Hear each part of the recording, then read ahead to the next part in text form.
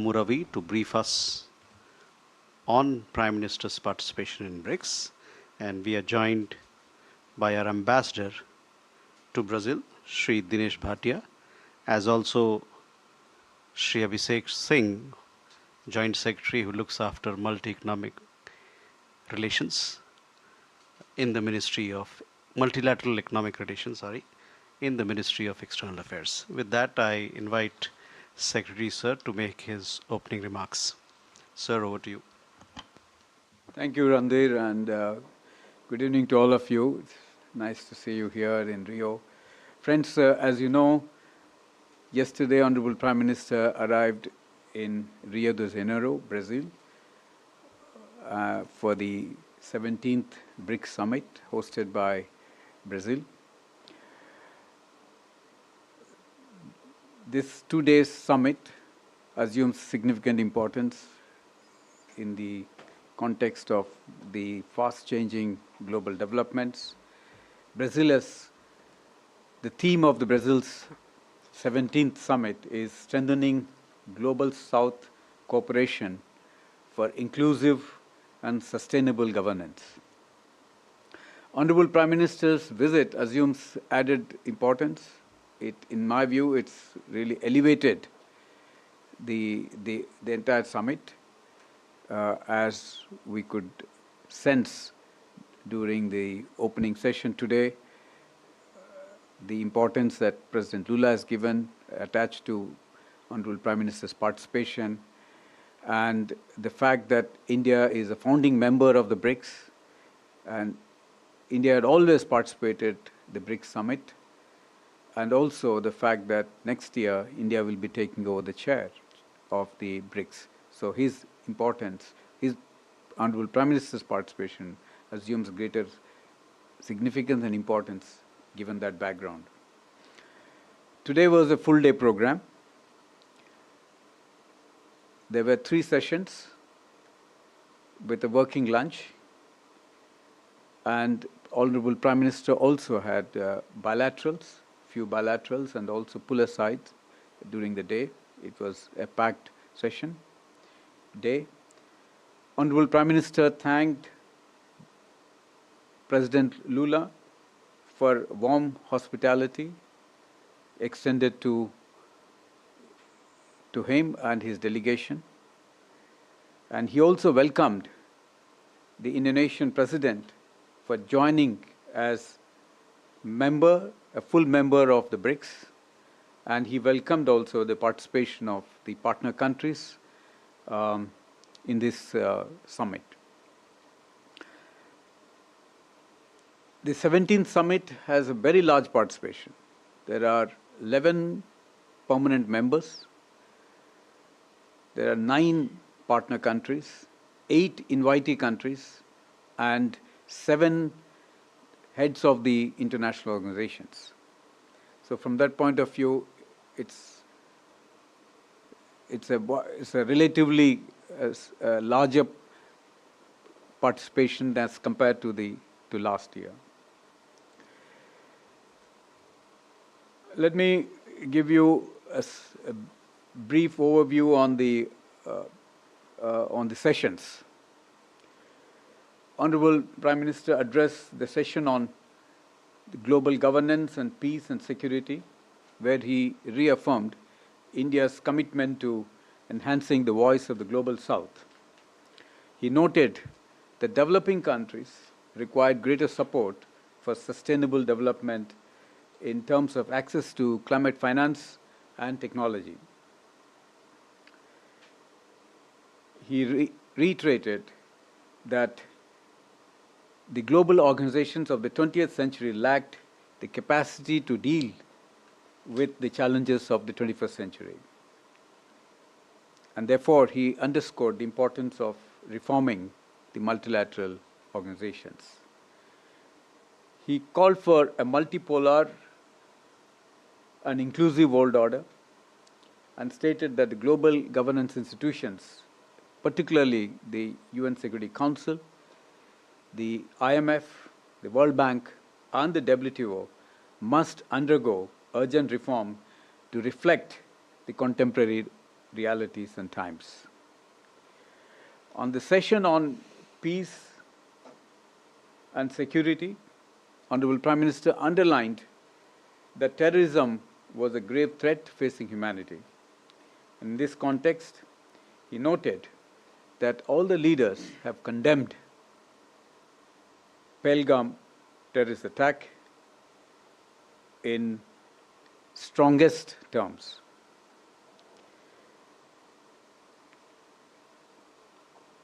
He underlined that the attack, the Pahalgam attack, terror attack, is an onslaught on the entire humanity. He also noted that those funding, promoting, and providing safe havens to terrorists must be dealt with in the harshest terms. In the session on strengthening multilateralism, economic, financial affairs, and artificial intelligence, Honorable Prime Minister expressed that diversity and multipolarity were valued strengths of the BRICS. He added that BRICS could play an important role in shaping a multipolar world. In this context, he also gave few suggestions in terms of considering setting up a science and research repository in the BRICS groups by the Global South countries to focus on supply chains of the critical minerals, both secured and make it resilient, and the BRICS group to work on responsible AI.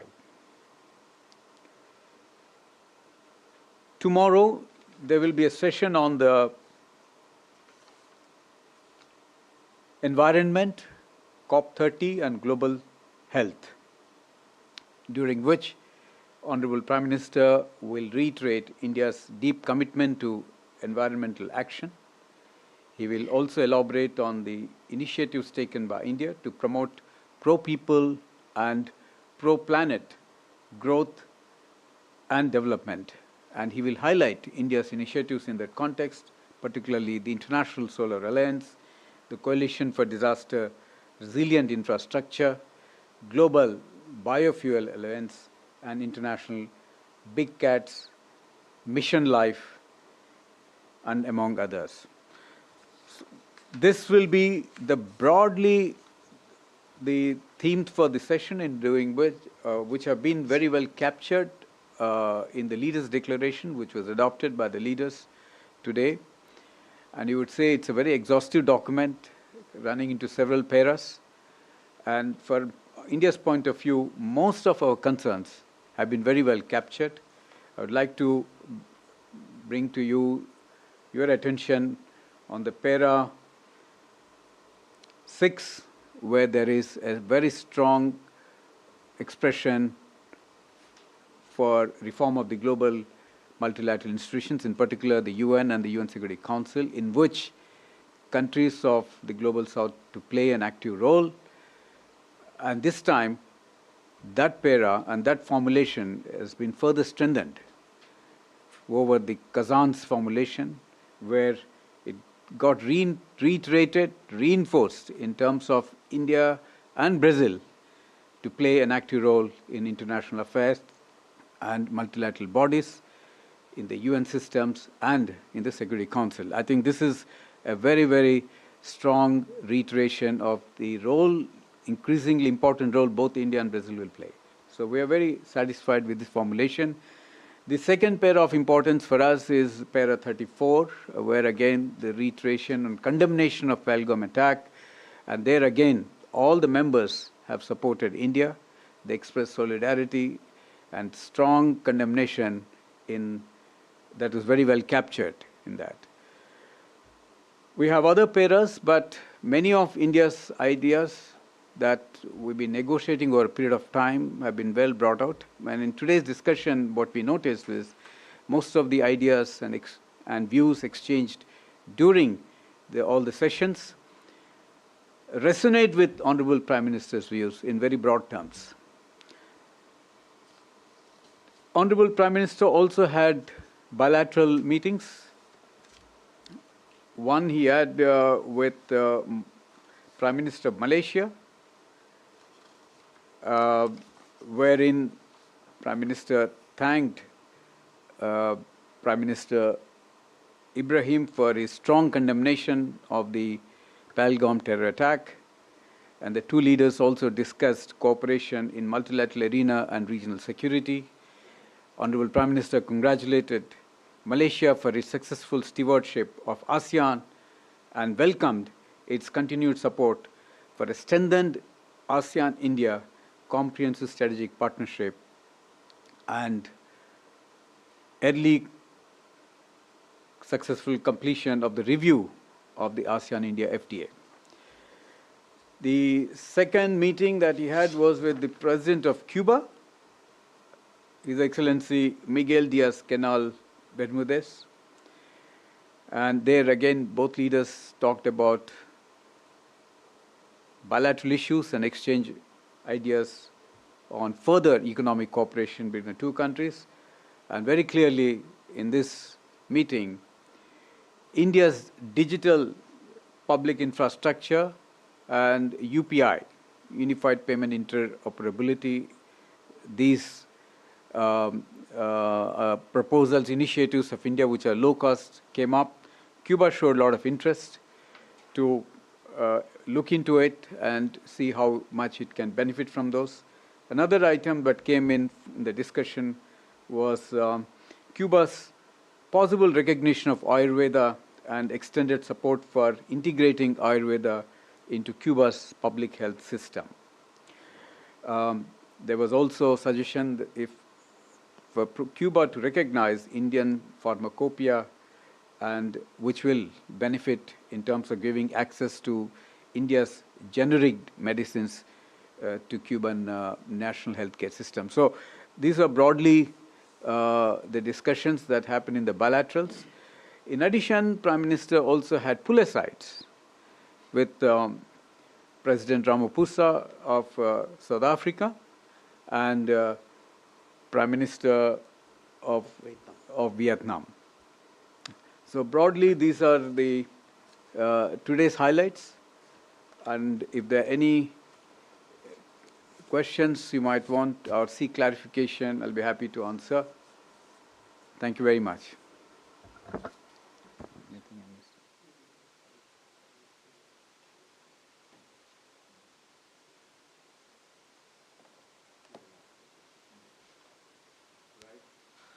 Okay. Yes, please. Please identify yourself.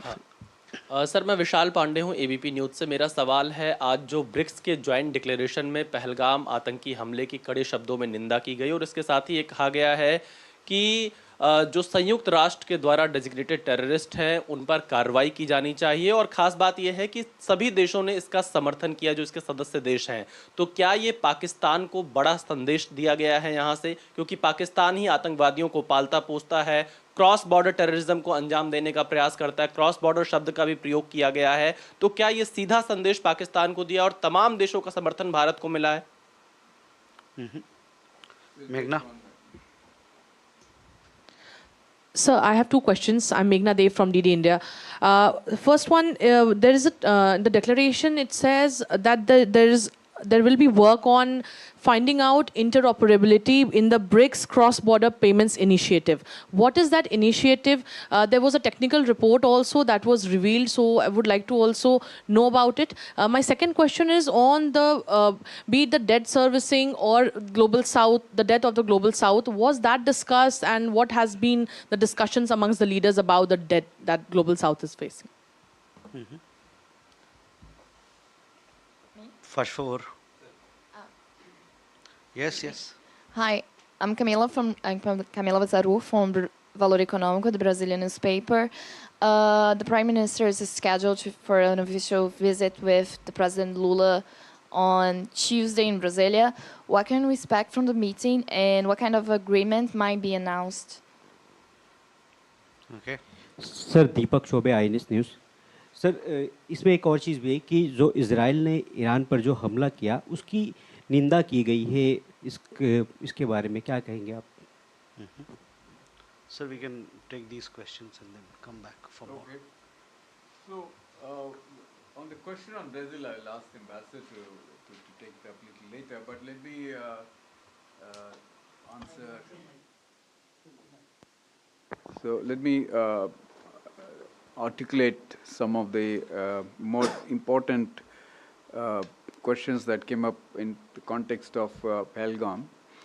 See, if you look at the para, it's 34, it's very clear. One is there is unanimous condemnation of all the leaders. I think you need to know that. And it also says that condemnation in all its manifestations, and including those who abet, who finance, and either openly, covertly, or overtly, in both ways, it has been condemned. There is also reference to the cross-border movement of terrorists. It's also coming out very clearly, and the listing of terrorist groups. Then there is also a strong support for comprehensive convention on against international terrorism, which was India's formulation, India's initiative in the UN for a long time, as you know that.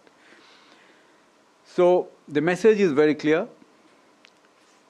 for anyone who understands the dangers of terrorism and how it can be, how it needs to be condemned, tackled not by just us. You know, there is a solidarity, there is a universal condemnation, which means all the countries are against it in any form. So that message is very clear to our neighbors.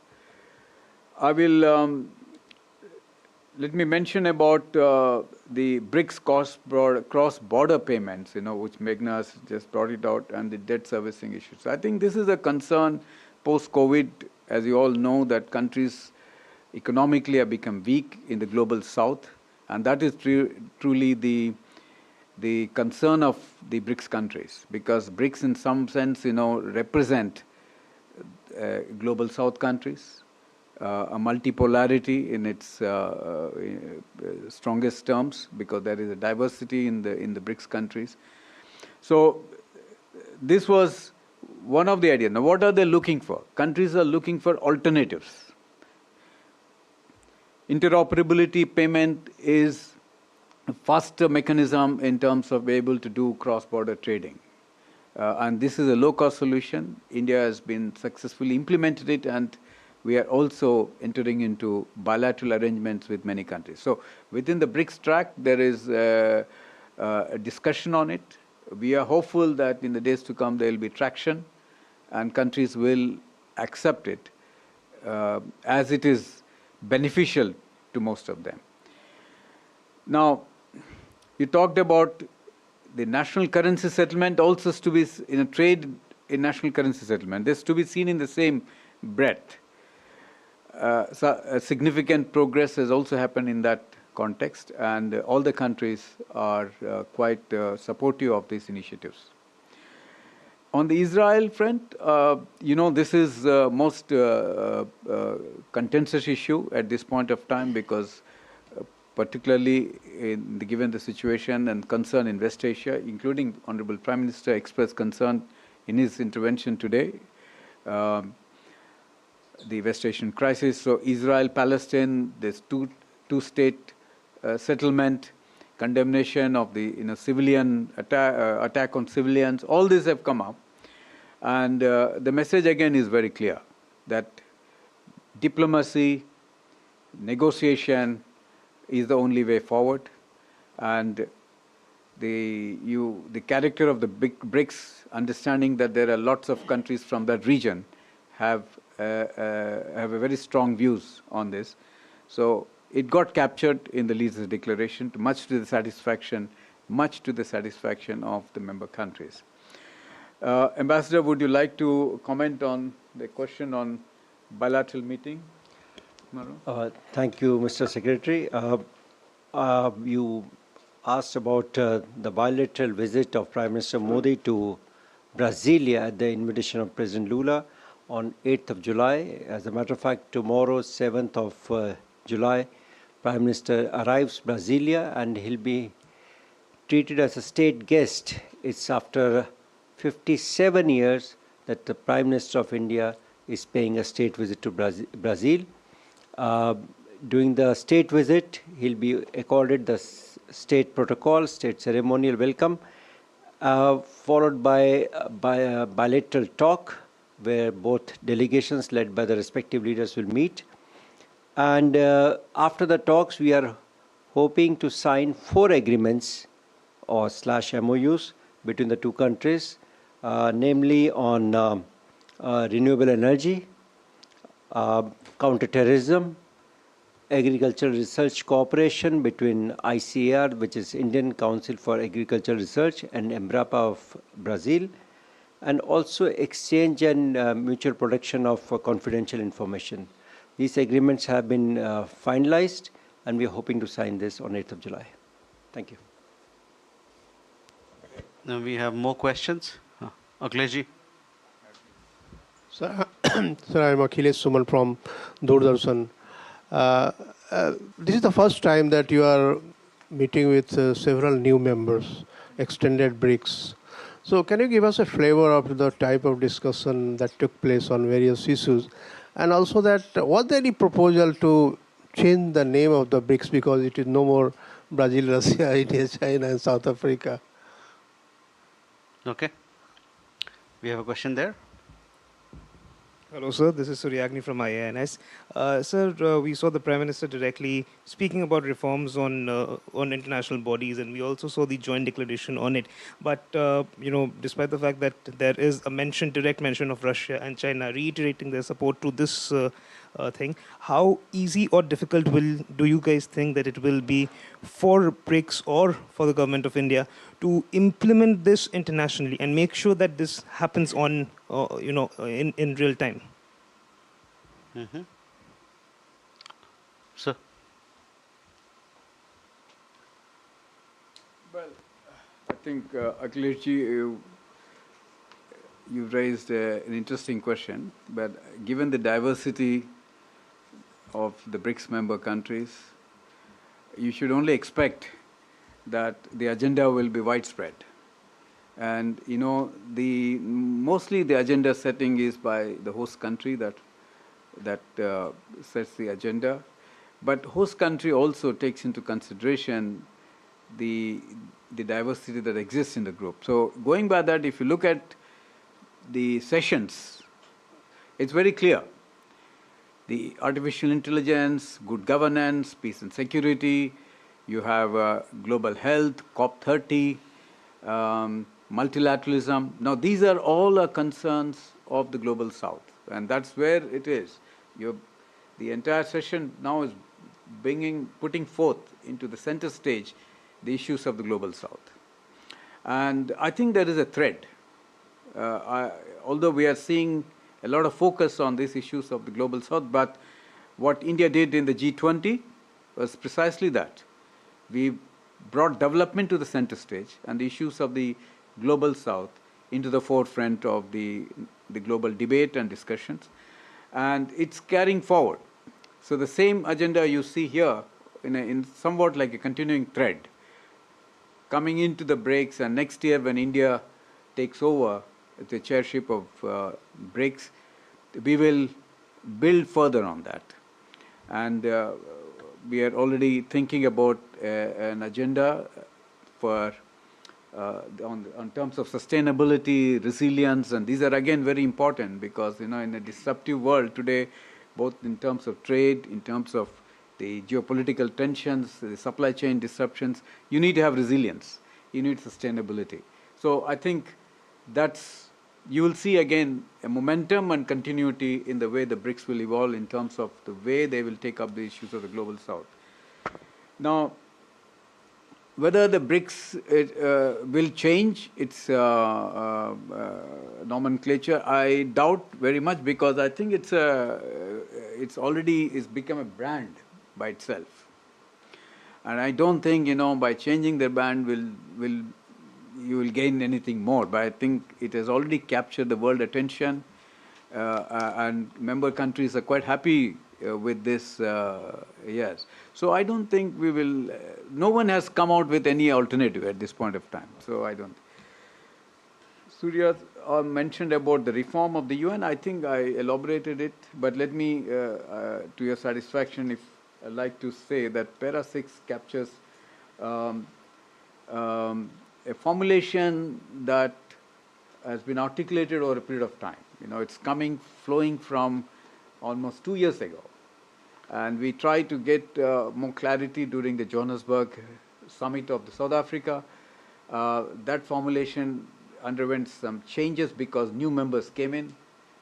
Again, you have to understand that a large number of group of countries, it's not that easy to find a common denominator to everyone's satisfaction. But you have to be happy with what you have got. But in our understanding is that this formulation in the BRICS, Brazil's chairship is a big improvement over Kazan. Because Kazan formulation, although reiterates, recognizes the Johannesburg formulation, but Brazil has gone one step higher. And I think we all work together to ensure that this stronger formulation comes in, which is again recognizing the role of India, Brazil, large countries to play a larger role in international relations and the UN systems and including Security Council. Now, whichever way you look at it, you cannot take away the importance of large countries like India and Brazil to be playing that big role. 1.4 billion people with having lifted millions of people out of poverty definitely qualifies to be playing that role in the multilateral organizations and also in the global debate and discourse on all these issues. So that one has to recognize, and I think the global community recognizes it. What we will do it from here to get a wider acceptability is like, it's brick by brick. So India's chairship will give us yet another opportunity to develop thinking on it and the narrative building. Now, it's just not India. You'll have to see that a large country, a large population is actually humanity. BRICS countries represent a huge number of the humanity. And that has to be well captured into the multilateral fora. And this is what everybody is saying. Today, in today's discussion, it came out very well that Global South, the voices should be amplified and adequately captured in the multilateral discourse and the decision making. Thank you.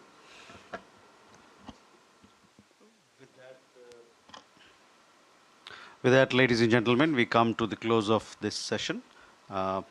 Thank you very much. Please do stay in touch because we have more updates on this visit of the Prime Minister. He'll be traveling, as Ambassador said, to Brasilia tomorrow for a state visit, and thereafter there are other programs as well. Thank you.